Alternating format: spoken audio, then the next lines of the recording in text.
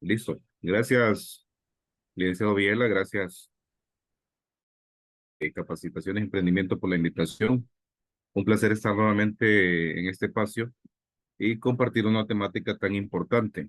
Bueno, visualizo que solo hay 7 personas. Me imagino que fue porque se desanimaron, ¿verdad, licenciado Viela? La sesión anterior, pero se canceló por la situación del huracán y la lluvia. Pero bueno, las personas que están acá voy a compartir con ustedes y vamos a hablar específicamente de este elemento tan importante que es la configuración del instrumento de investigación, el cual yo espero ser convincente en estos 45 minutos que voy a estar con ustedes para que podamos discutir un poco y quede claro cómo es el contexto de la elaboración de un instrumento de investigación.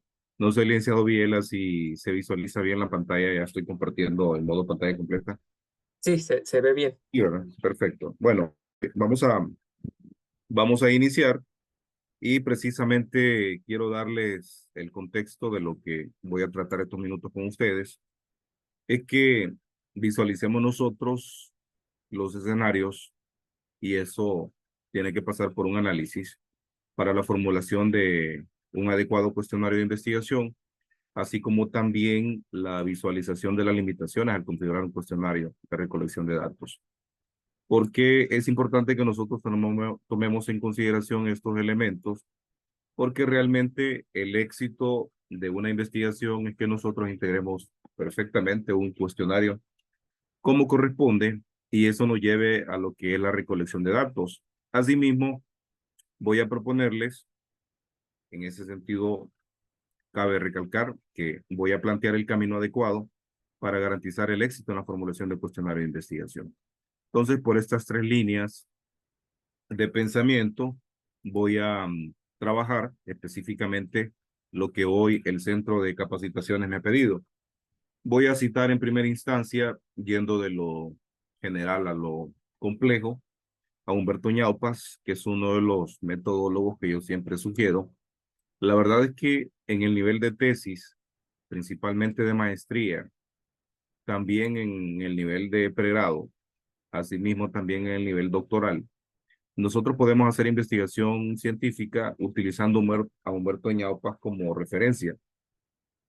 Él propone de que el cuestionario que nosotros estamos tratando el día de hoy es una modalidad técnica de la encuesta. Si a ustedes les dicen que lo que están haciendo es una encuesta o es un cuestionario, no se preocupen, que es lo mismo. Le podemos llamar nosotros cuestionario o también le podemos llamar encuesta. Lo que pasa es que el cuestionario tiene diversas líneas de trabajo. El que nosotros vamos a trabajar específicamente hoy va a ser el cuestionario cuantitativo. También existen cuestionarios cualitativos, pero yo voy a trabajar por una línea de pensamiento totalmente diferente.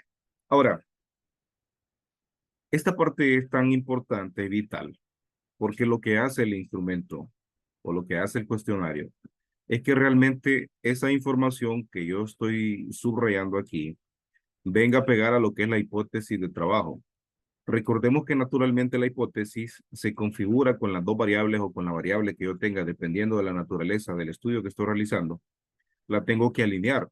Por ejemplo, si yo estoy trabajando un tema que se denomina la, por ejemplo, el clima organizacional y la motivación laboral, por decir algo, yo tengo que configurar una hipótesis de trabajo que se lleve de encuentro a las 2 hipótesis. Y si estoy haciendo un estudio correlacional, tengo que plantear una hipótesis de cómo uno, que es la variable independiente, afecta dos, que es la variable dependiente. ¿Me explico? Entonces, en ese sentido, nosotros tenemos que integrar las 2 variables y por eso se plantea acá que el cuestionario, su finalidad es recoger información relacionada con la hipótesis de trabajo.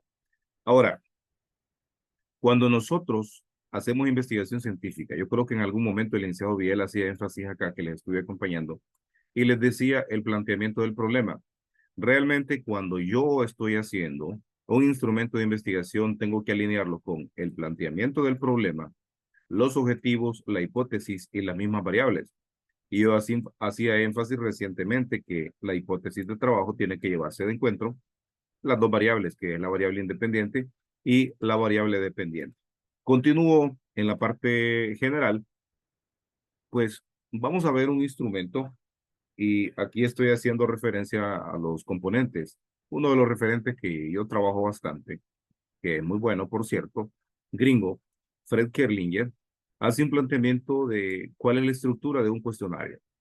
Naturalmente, quiero que quede claro que los cuestionarios aquellos que nosotros hacíamos hace mucho tiempo, yo no sé ustedes de qué generación son, yo me imagino que ustedes son millennials, pero antes hacíamos nosotros una investigación en la cual integrábamos un instrumento en papel, lo revisábamos, pasaba por un proceso y ese se imprimía, se sacaban copias como fuera posible y se andaba aplicando a la gente, se andaba platicando con ellos y se les andaba dando para que le llenaran.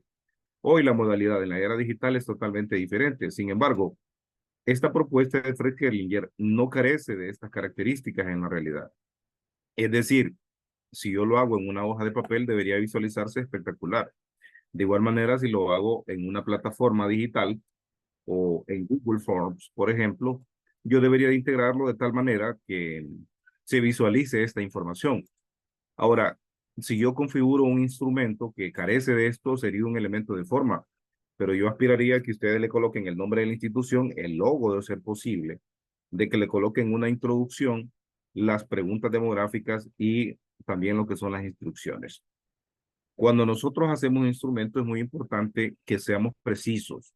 Naturalmente hay gente que cuenta unas historias terribles en la introducción y eso hay que tener cuidado porque los instrumentos no deben de cansar a la persona. La persona que lee el instrumento, inmediatamente que lo lee, ya visualiza cuál es la aspiración que usted tiene con el instrumento. ¿Y qué es lo que sucede hoy en la era digital? Pues a los WhatsApp de ustedes llegan innumerables, pero cantidades de instrumentos.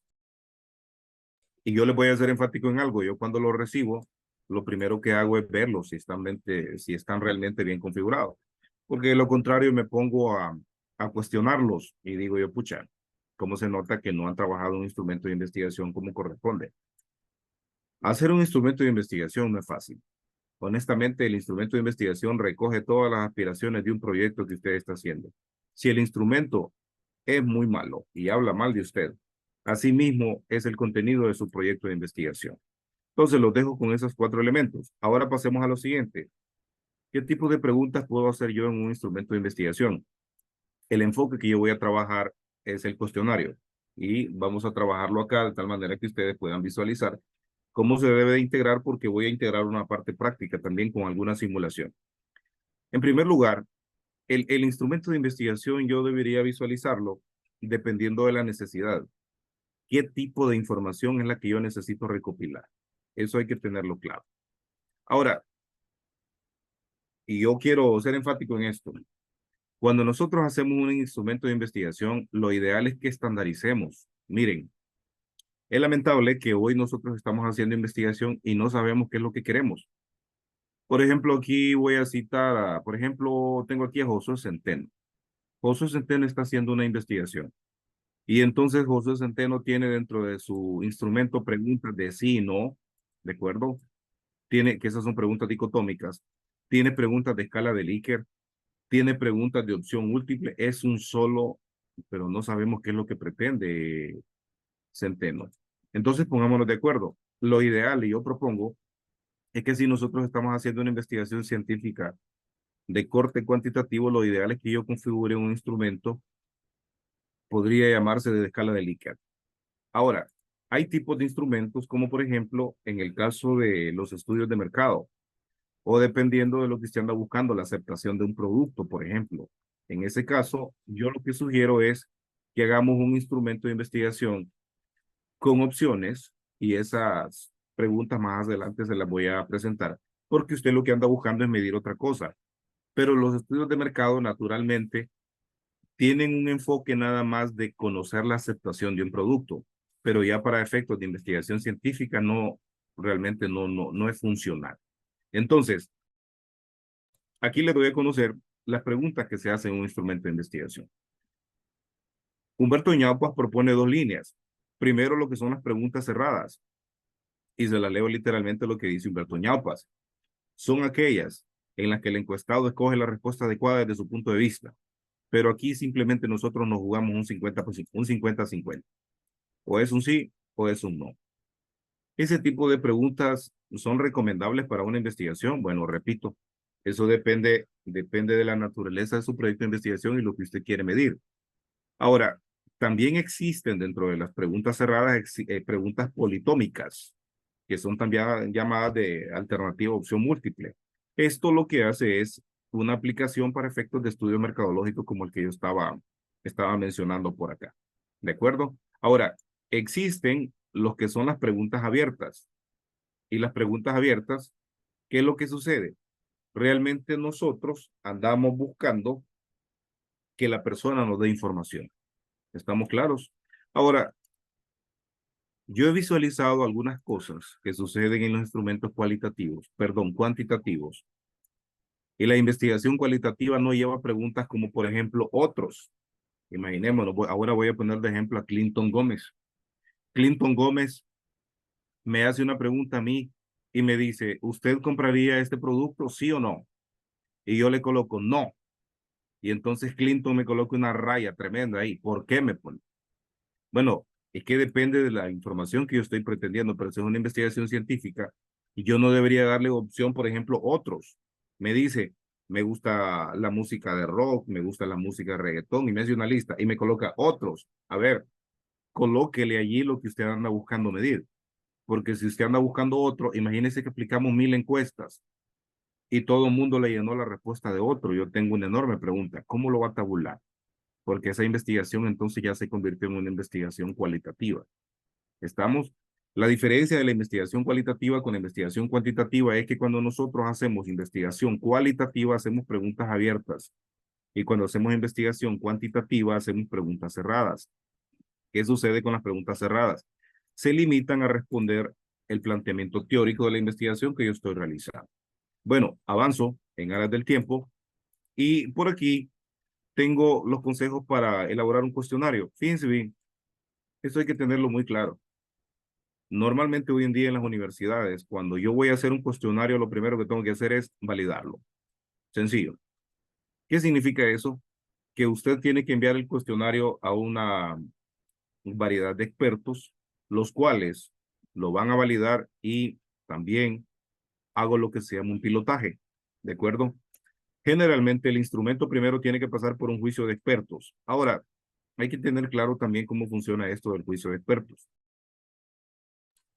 Si usted está haciendo una investigación de recursos humanos y yo soy experto en el área financiera, no tiene por qué mandármelo a mí, porque yo le voy a decir cosas que a usted no le van a agradar y probablemente a mí ni me interese el instrumento suyo.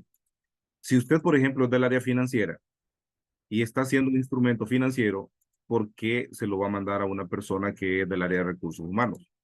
El juicio de experto es un ojo crítico, una persona que conoce del área. Ahora, también tiene que ver el dominio científico. ¿Estamos claros en eso? Entonces, lo primero es, hay que validar el instrumento. A veces nosotros creemos que tenemos un instrumento espectacular, pero resulta que el instrumento que yo estoy teniendo es un texto del contexto como pretexto. No tengo nada de instrumento. Lo que tengo son percepciones personales.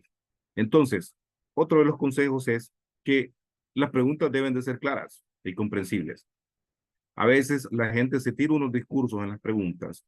Es más, las preguntas tienen que ser puntuales y tienen que obedecer a los indicadores, a las subcategorías de análisis que yo estoy trabajando. Las categorías de análisis son eminentemente cualitativas y los indicadores son eminentemente cuantitativos.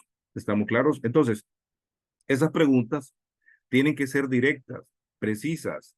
Por ejemplo, aquí hay un planteamiento. ¿Ve usted televisión? Esa no es una pregunta realmente convincente. Porque qué tal si la persona, como lo dice aquí, qué tal la persona no tiene televisor. Entonces hay que ir de lo simple a lo complejo. Estamos. Ahora, esto yo se lo sugiero. Miren, me preguntan a mí, ¿cuánto debe tener realmente un instrumento de investigación? Veamos. Desde mi perspectiva, un instrumento de investigación debe tener un mínimo de unas 20 preguntas y un máximo de 35. Cuando un instrumento se pasa de 35, yo les aseguro que nadie se lo va a querer contestar y máximo si lo hacen por etapas. Y lo van viendo cómo se va desarrollando progresivamente. La gente ahora cuando le hacen un instrumento, se lo mandan. Lo primero es que mira, qué tan largo es. Y si son 5 páginas, ahí va a quedar el instrumento porque nadie se lo va a contestar. El instrumento debe recoger las aspiraciones que están alineadas con la hipótesis, con los objetivos y con las 2 variables de investigación. Más adelante se los evidencio cómo funciona.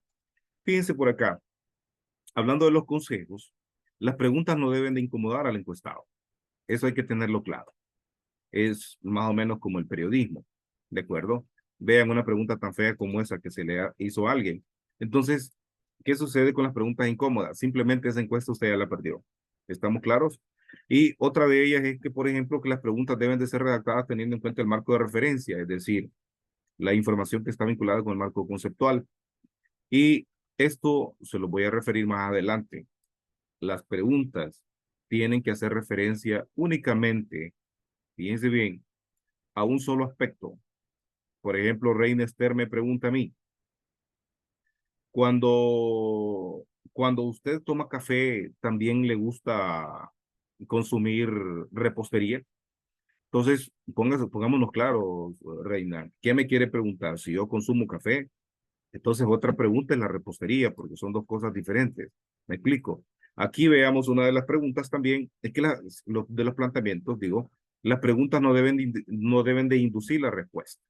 ¿Qué es eso? Aquí, por ejemplo, hay una pregunta inducida. ¿Votaría usted por este individuo sabiendo que está acusado? Ya eso me huele a política. Me explico. Las preguntas simplemente no deben de tener una inducción. ¿Estamos claros? Y otra cosa es evitar preguntas tendenciosas o cargadas emocionalmente. Veamos esta, por ejemplo. ¿Qué opina usted sobre este? Y usted ya la tendenció aquí, ya tiene una inclinación, usted ya me está diciendo hacia dónde está aspirando que la persona la responda. ¿De acuerdo? Y este es un ejemplo que yo les decía, lo de la televisión. Pero es que ahí hay que ir de lo simple a lo complejo. Bueno, continúo por acá. ¿Cuáles son las cualidades fundamentales de un instrumento de investigación o de un cuestionario? Pues hay 2 cualidades que un instrumento debería de reunir y si no lo reúne realmente no debería pasar a la siguiente etapa. ¿Cuál es la siguiente etapa? Lo primero es lo primero. Un instrumento cuando se elabora, lo primero es que se hace es, se valida. Y una vez se valida, entonces se hace el análisis de confiabilidad. ¿Y qué es eso de la fiabilidad y la validez? Cuando nosotros elaboramos un instrumento, lo primero hay que hacer, ya les decía anteriormente, hay que mandarlo donde un experto. Ojo acá, la persona que es el experto realmente debería de leer las preguntas y debería de comentarme a mí si realmente esa pregunta atañe, corresponde o no corresponde. ¿Estamos? Entonces, cuando hablamos de validez, es la pertinencia del instrumento. Ojo con la palabra pertinencia. Si, por ejemplo, Elda Guerrero me hace una pregunta a mí o hace una pregunta para el instrumento, Elda, yo como experto le voy a decir, la pregunta está fuera de contexto. ¿Qué significa eso? Que esa pregunta no es válida. ¿Estamos claros? Entonces, esa pregunta debe buscar una medición, ¿de acuerdo? Aquí hay una repetición de cosas, pero es que el mismo autor Kerlinger lo ve necesario. Es sencillo, voy a medir lo que yo quiero medir, ¿de acuerdo? Y realmente el instrumento mide lo que se supone que tengo que medir. Si yo tengo una variable que se llama, por ejemplo, clima organizacional y otro que se llama motivación laboral, o uno que se llama planeación estratégica y otro que se llama gestión de los ingresos, si yo tengo una variable que se llama planeación financiera y otro que se llama crecimiento institucional, yo tengo que ir por esa línea de trabajo y no tengo que salirme. ¿Me explico? Porque la aspiración que yo tengo es medir las 2 variables y yo ya las tengo claras. ¿Estamos claros? Entonces, el instrumento, después de la validez, pasamos a la fiabilidad. Es aquí donde nosotros, en la misma validez, hacemos el proceso de recolección de datos y simulamos. La gente siempre me ha preguntado, cuando yo hago un pilotaje, ¿a quién le tengo que aplicar el instrumento? Aquí le va. Cuando yo hago un pilotaje, le aplico a personas más o menos, perdón, del mismo rubro. Por ejemplo, aquí Elda Guerrero, que estaba haciendo una ejemplificación con Elda, está haciendo un estudio de pequeñas y medianas empresas de allá de San Pedro Sula. O pongámosle que está haciendo un estudio de las corporaciones del rubro de qué, vamos a ponerle, por ejemplo, del rubro de las telecomunicaciones. Las multinacionales está agarrando allá en San Pedro Sula para estudiarlas. ¿Qué es lo ideal? Que ELDA haga un instrumento y primero tire un pilotaje. ¿Y a quiénes va a tomar como piloto ELDA? Pues yo sugeriría que tome empresas más o menos similares, tamaños grandes, que no sean del rubro de las telecomunicaciones y que más o menos tengan la misma orientación. ¿De acuerdo? Podrían ser, por ejemplo, empresas que prestan servicios a esas mismas empresas. Eso hay que tenerlo claro. Ahora, el famoso pilotaje yo solo puedo aplicar a la misma empresa o el mismo rubro de empresas, pues realmente lo recomendable es que no, que el pilotaje sea para empresas similares, pero no para las mismas instituciones. ¿Estamos claros? Entonces, ese es el proceso de fiabilidad. Ahora bien, hablemos de la validez. Cuando nosotros estamos hablando de validar un instrumento de investigación, el instrumento de investigación debe validarse, perdón, por 4 líneas de trabajo. Primero es el contenido, segundo el criterio, otro el constructo y esta que casi no se hace y que la voy a tachar acá. Esta casi no se hace, pero esta y esta son líneas de trabajo que nosotros tenemos que optar por la validez de un instrumento. Si, por ejemplo, a mí, Reina Esther, me manda un instrumento, yo lo que tengo que hacer es una validación de este instrumento partiendo del contenido, partiendo del criterio del constructo. ¿A qué me refiero con esto? Por ejemplo, estaba hablando yo de la pertinencia del contenido. Cuando realmente el contenido, si por ejemplo es financiero, yo le voy a hacer una pregunta aquí a Yancy Salgado. ¿Qué tiene que ver ese componente financiero con una cuestión de recursos humanos? Y me va a decir Yancy, es que yo lo que ando buscando ver, a ver Yancy, pongámoslo de acuerdo. ¿Su instrumento es financiero o es de recursos humanos? Porque el contenido no es pertinente. Entonces yo estoy validando ese contenido. ¿De acuerdo? Entonces, hay que tener muy claro, porque por ejemplo, aquí alguien me puede decir a mí que está validando en función de la teoría ¿de quién? De Abraham Maslow, por ejemplo. Pero la propuesta de Maslow tiene un montón de componentes. Entonces, la idea es que yo considere el contenido de Maslow y lo alinee con la pregunta que quiero hacer. Y así sucesivamente, el criterio, por ejemplo, eso se refiere al grado de cómo las preguntas están referidas a un patrón o medida. Es decir, están siendo correspondientes. Y al mismo tiempo el constructo. El constructo, yo voy a revisar la calidad de ese. Y me dice aquí Lely Interiano que la pertinencia es ser coherente con lo que queremos. Efectivamente, si por ejemplo yo estoy diciendo que estoy recolectando datos de orden financiero, no tengo por qué meter cosas de recursos humanos, excepto de que la variable que yo estoy tomando como una correlación sea efectivamente una variable de recursos humanos. De lo contrario, no tiene ningún sentido que yo haga un proceso como ese. ¿Estamos claros? Y bueno, aquí estoy llegando a lo que es la fiabilidad. Cuando nosotros hacemos un instrumento, y aquí voy a citar a don Humberto Ñaupas, la pregunta que hacen muchos maestrantes es la siguiente: ¿cuántas encuestas tengo que aplicar yo para un pilotaje? Pues algunos metodólogos, como Humberto Ñaupas, sugieren unas 20, porque lo que yo voy a medir, voy a validar primero a juicio de expertos y en segunda instancia voy a medir la fiabilidad de ese instrumento. ¿Estamos? Cuando yo hago una recolección de datos con un grupo de objetos de estudio, llámese empresas del mismo rubro o similares, que no tiene que ser la misma, entonces yo aplico 20 instrumentos. Y si, por ejemplo, no encuentran ustedes quién les conteste ese instrumento, mándenselo a personas que están dentro del mismo rubro, amigos, parientes, y dígale, tómese el tiempo de leerlo. Entonces se van a dar cuenta ustedes del nivel de fiabilidad. ¿Estamos? Ahora, esto hay que tenerlo claro. La confiabilidad dice mucho hoy en día tenemos nosotros niveles de confiabilidad demasiado inflados. ¿Y qué sucede? Pues el proceso de investigación científica es un camino de un día a la vez, es un camino poco a poco. Entonces resulta que Josué Centeno me tiene a mí dos variables que me las está correlacionando, pero esas dos variables son la misma cosa. ¿Estamos? Me está diciendo Josué Centeno que él está midiendo cómo la planeación incide en el direccionamiento, por ejemplo. Y le digo Centeno, pero desde la perspectiva teórica y desde los clásicos de la administración, la planificación, la organización, dirección y control son cuatro componentes administrativos y usted me los está separando. Y me está diciendo que cómo la planeación incide en el direccionamiento. Ojo, pongámonos de acuerdo, porque si nosotros lo visualizamos, son cuatro variables, pero dependen del mismo proceso. O sea que yo podría, es parte de un proceso administrativo.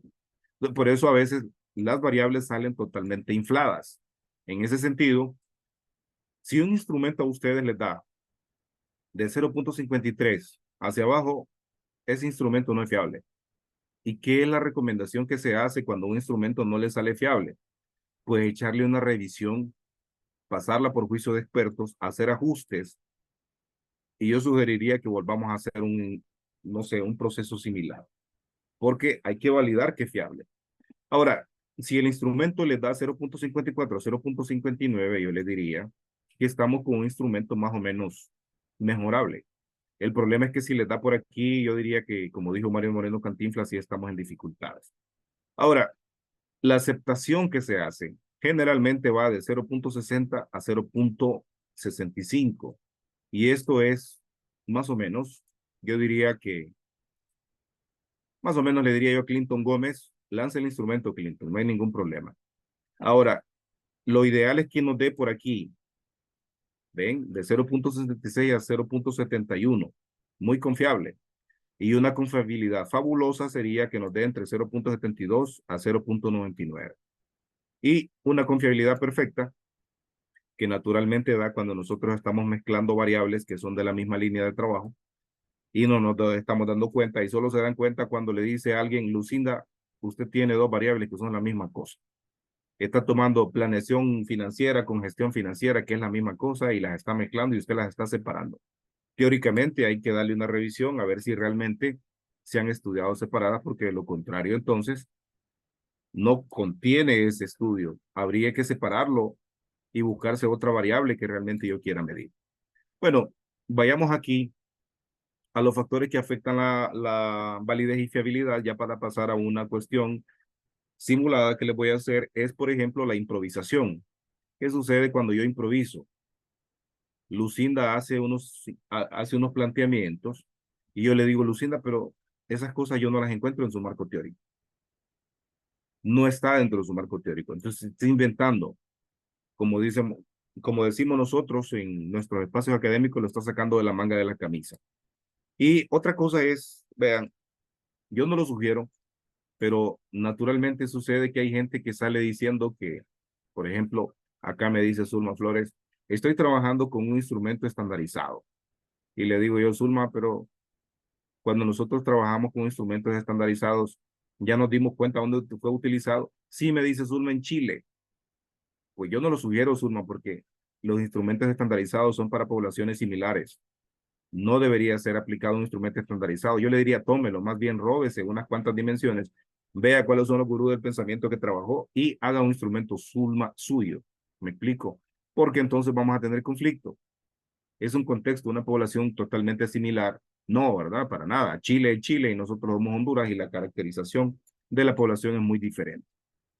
Y otra cosa es que no están adecuados a las personas a quienes se aplican. ¿De acuerdo? No tienen en cuenta el marco de referencia, como el caso que yo estaba diciendo hace poco, y el propio lenguaje, la edad, el nivel ocupacional y así sucesivamente, que son elementos que nos pueden afectar. Otras son las condiciones medioambientales desfavorables y por aquí el aspecto mecánico del instrumento cuando yo entro en un proceso de mecanización. Un proceso de mecanización puede ser la reiteración de preguntas, la redundancia. Entonces la persona pierde interés y simplemente ya no sigue haciendo el instrumento. Borro esto por aquí para que pasemos a un ejemplo. No quería tirarles tanta historia, sin antes hacerles un planteamiento. Veamos, yo quisiera simular con algo. Lo primero es lo primero. Cuando yo tengo un instrumento de investigación, a ver, el instrumento de investigación tiene un origen y ese origen se llama operacionalización de variables. La operacionalización de variables es la condensación de todos los elementos teóricos de un proyecto de investigación. A ver, aspiraría yo que Lucinda, por ejemplo, que le estoy visualizando por acá, Lucinda, usted dentro de su marco conceptual debería tener un planteamiento que se llame la filosofía organizacional dentro de las empresas. Y usted debe tener un subtema que diga misión y visión institucional, los valores de la empresa, por ejemplo. Porque si usted no los tiene dentro de su marco teórico, de su marco conceptual o como le llamemos nosotros, simplemente no los puede integrar dentro de su desarrollo del instrumento. ¿Estamos claros? Por ejemplo, hay un segmento que se debe de llamar entorno interno y externo. Y vuelvo con Lucinda. Lucinda, dentro de su marco teórico, conceptual, contextual, yo debería tener elementos como diga conocimiento del entorno institucional, la adaptación de las estrategias de la empresa, el conocimiento de la competencia y tiene que ver con la competencia de la empresa, porque estas son las famosas dimensiones.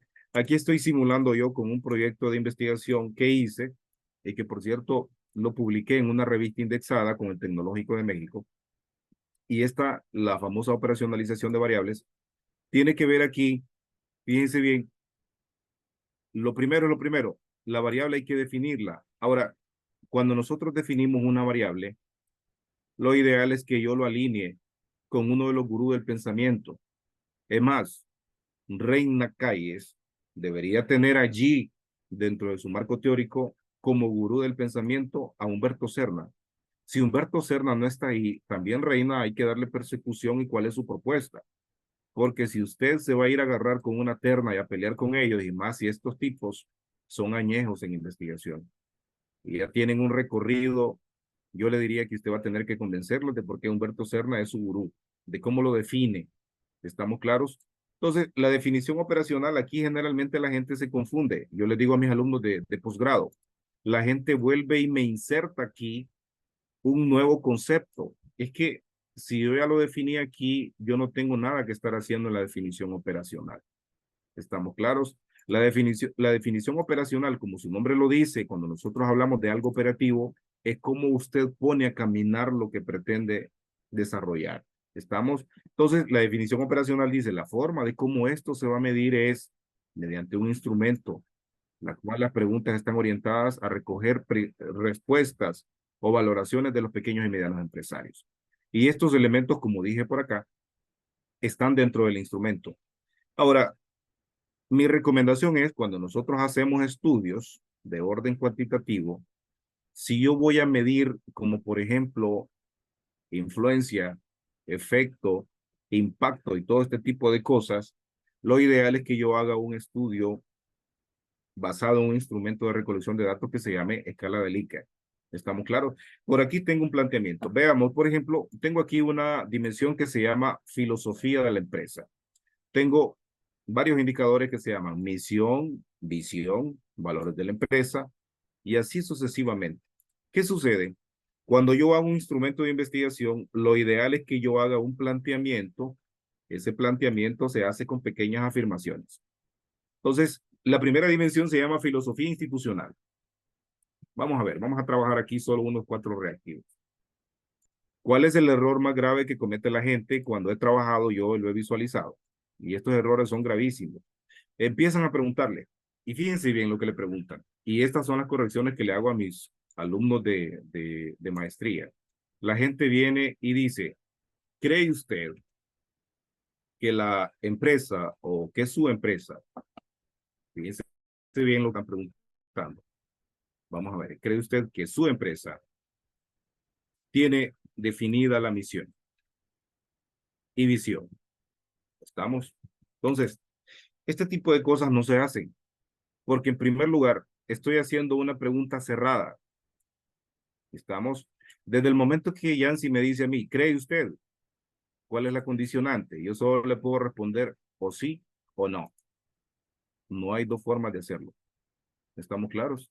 Entonces, cuando nosotros hacemos un instrumento con escala de Likert, lo que se hacen son pequeñas afirmaciones. Además, los revisores que validan ese instrumento me están diciendo, a ver, Jaime, ¿qué está preguntando? Misión y visión son dos cosas diferentes.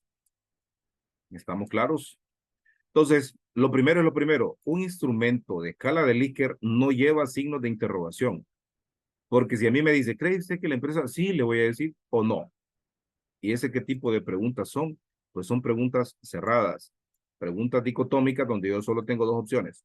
O es un sí o es un no. ¿Estamos claros? Perfecto. Entonces, ¿cómo se resuelve esto? Naturalmente, los instrumentos de investigación, cuando se trabajan con escala de Likert, lo que se hacen es pequeñas afirmaciones. La persona me va a responder del 1 al 5. ¿Y qué significa esto? Que la persona me va a responder con un totalmente en desacuerdo y así sucesivamente como lo estoy colocando. Y le coloco de izquierda a derecha del 1 al 5 para que me lo valide, pero entonces voy a hacer una afirmación, ¿de acuerdo? Y voy a decir, la empresa tiene definida su misión institucional. ¿Lo ven? Ya la cosa cambia. Entonces, la empresa tiene definida su misión, perfecto. Me lo puede valorar del 1 al 5 y me puede dar un 4. ¿Estamos claros? Eso hay que tenerlo muy claro. Cuando yo recibo, y yo le digo a los estudiantes de maestría, me mandan esos tremendos cuestionarios, como de 40 preguntas, y les digo yo, a ver, entonces quítele el escala de Likert y colóquele sí o no, porque todas sus preguntas son sí o no. Y me dicen, ¿considera usted que la misión institucional es importante? Claro, o es un sí o es un no. ¿Estamos claros? Entonces, por acá, por ejemplo, hay que separarla.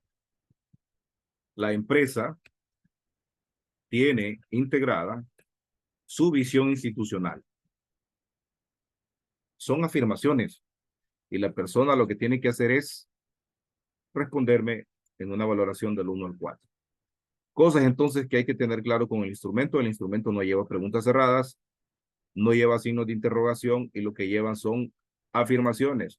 No llevan cuestionamientos tendenciosos como por ejemplo, ¿cree usted? ¿Valora usted? ¿Considera usted? Y así sucesivamente. De ahí hacia allá, entonces hay que hacer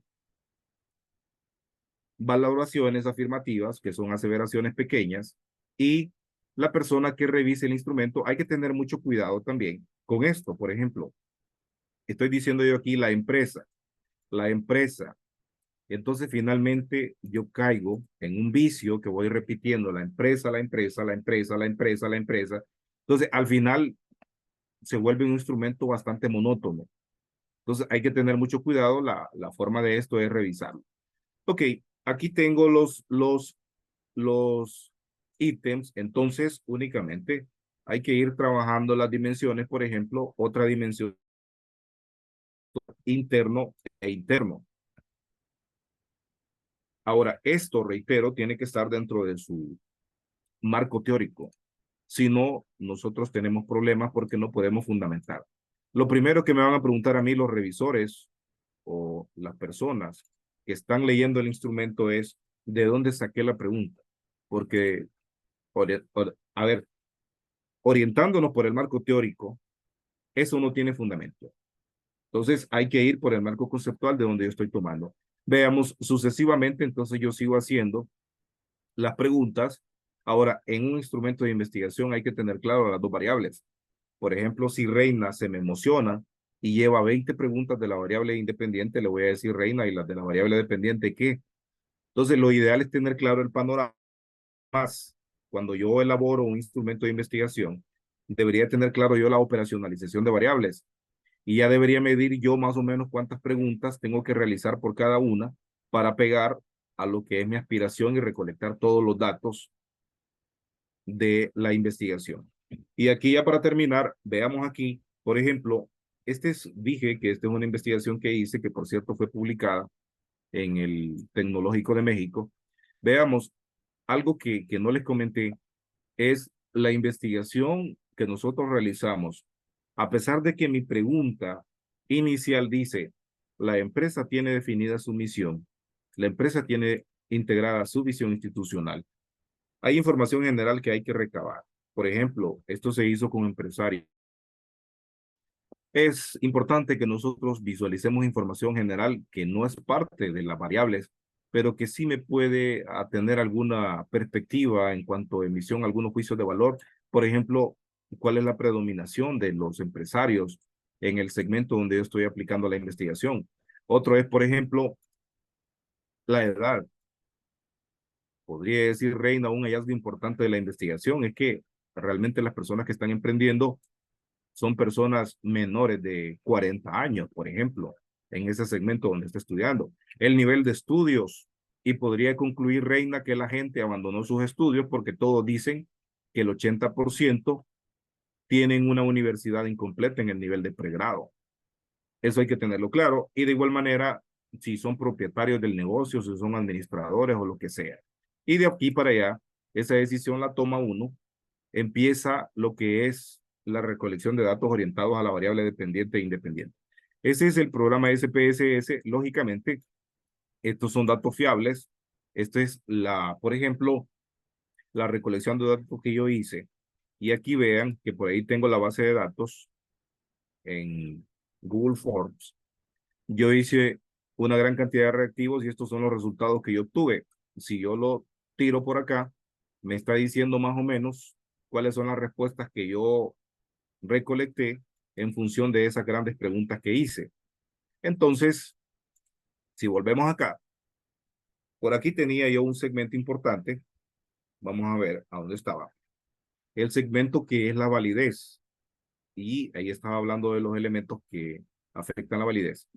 Pero si estoy yendo yo a la validez, debería yo de enmarcarme aquí algo que se vuelva más o menos de 0.60 hacia arriba.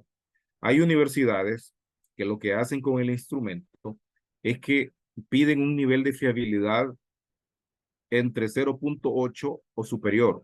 Es decir, que tenga un nivel de fiabilidad excelente, de 0.8 hacia arriba. Conseguirlo no es fácil, créanme que no.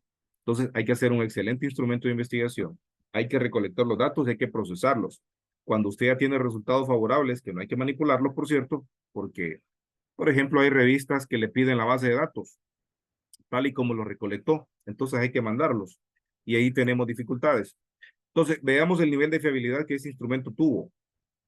Lo hice en enero del año 2022. Fíjense bien, aquí me voy a analizar y aguarden aquí que no veo por tanta cosa que tengo. Análisis y me voy aquí a la escala y le doy análisis de fiabilidad. Entonces selecciono yo todos los elementos que están vinculados con la variable dependiente e independiente y esto me da un nivel de fiabilidad de 0.98. Es decir, casi si nosotros validamos por acá, casi estoy obteniendo yo una fiabilidad casi perfecta. 0.98, estoy en excelente fiabilidad. Sin embargo, estoy aquí, fíjense bien, en 0.983. Casi le estoy pegando al 99%. ¿Qué significa esto? Una vez yo he obtenido la fiabilidad, este instrumento tuvo que pasar por varios filtros. Lo primero es un juicio de expertos, al cual usted lo tiene que cometer. Esos juicios, perdón, esos expertos son personas que tienen mucho rodaje, que realmente han trabajado mucho en esa área y que tienen realmente en investigación, yo diría que un sustento sumamente interesante. Entonces, ellos dijeron, haga adecuaciones, porque estas preguntas conducen a otra cosa. Esta pregunta no tiene nada que ver con lo que usted está preguntando. Sucesivamente, después de eso hacemos un pilotaje y el pilotaje de 20 preguntas me da esta respuesta. ¿Qué significa esto? Entonces, que este evento que yo ya tengo acá, yo ya se lo puedo aplicar a las personas a las cuales yo estoy pretendiendo recolectar la información. No me retiro, sí, porque ya estamos casi en tiempo. Agradecerle su tiempo y hacerles la invitación para que lean algunas publicaciones que tengo. Esta es una de ellas, en el año 2023, en agosto recientemente salió con la revista latinoamericana de Ciencias Sociales y Humanidades, ahí les dejo el código QR. Y por acá está la otra, que es esta, precisamente la cual les estaba mostrando el nivel de fiabilidad, que por cierto, la revista me pidió la base de datos y me dijeron por qué le da tan alto eso. ¿Nos puede mandar la recolección de datos del pilotaje, por favor? Se lo mandé, muy convencidos. Lo encontramos acá en el Tecnológico de México. Precisamente es el artículo número 15. Ahí le pueden dar un código QR y está citado así. Entonces, ahí está, es el artículo número 15. Y bueno, solo me resta al licenciado Viela decirle muchas gracias. Y no sé si tienen alguna pregunta, pues yo estoy en la disposición de contestárselas. A todos, gracias y buena noche. Tengo las 7:53. Creo que terminamos en tiempo y forma para que no digan que me extendí más allá de las 8. Gracias, licenciado Viela. Muchas gracias a todos también por su atención y bueno, estoy presto para escuchar las interrogantes. Y si no las Muchísimas tienen, pues gracias. Muchísimas gracias, doctor, por su tiempo. Le agradecemos mucho de parte del Centro de Capacitaciones todos estos webinars que usted ha compartido con nosotros. Y sé que muchos han sacado bastante conocimiento de estos webinars. Como dijo el doctor, si alguien tiene preguntas, pues este es el momento en que pueden levantar la mano o dejarla en la cajita de comentarios, en el chat, sí, y aquí con gusto la leemos. Si no hay preguntas, entonces entendemos que todo quedó claro y perfecto, eso está súper bien, ¿no? muy bien. Perfecto, dice aquí Reina que excelente, muchas gracias por esa información, será muy necesario. Excelente, Reina, me alegra mucho. Igual a Centeno, Leslie Interiano, perfecto. Listo, gracias. Gracias, Muchísimas de ella, sí. gracias. Perfecto. Bueno, si no hay ninguna pregunta, entonces, Solo me permite compartir un momentito ya para compartir cerrar. pecado con ustedes. Sí, licenciado Biel, adelante. Ya terminando, solamente, vamos a ver aquí. Solamente compartirle los próximos programas del Centro de Capacitaciones, que es un taller sobre sueldos y salarios para emprendedores. En este mes todavía nos quedan dos webinars pendientes, que son ciclo contable y calidad personal y profesional. Para el próximo año tenemos el inicio de la segunda promoción del Diplomado de Contabilidad para no contadores. También tenemos un programa este es un webinar, si no me equivoco, para 2024, Impulsores Económicos en Honduras 2024, oportunidades y desafíos para empresas y emprendedores, y formulación y evaluación de proyectos de emprendimiento. Son los próximos programas que están por desarrollarse. E igual, recordarles nuestros canales para cualquier duda o consulta. Nuestras redes sociales nos encuentran como @cce_honduras, @cce.honduras en YouTube, nuestro número de teléfono, nuestra página web y nuestro correo electrónico para cualquier consulta o duda que tengan. Entonces estamos a la orden. Así que si no hay más consultas, preguntas o comentarios, esto es todo de mi parte. Agradecerle nuevamente al doctor Jaime por su tiempo. Esperamos contar con usted en próximos programas. Y Así será, licenciado Biel. agradecerles a todos por su tiempo. Y pues sí, esperamos seguir contando con ustedes en próximos programas también. Así que buenas noches para todos. Listo, buenas noches. Que estén bien.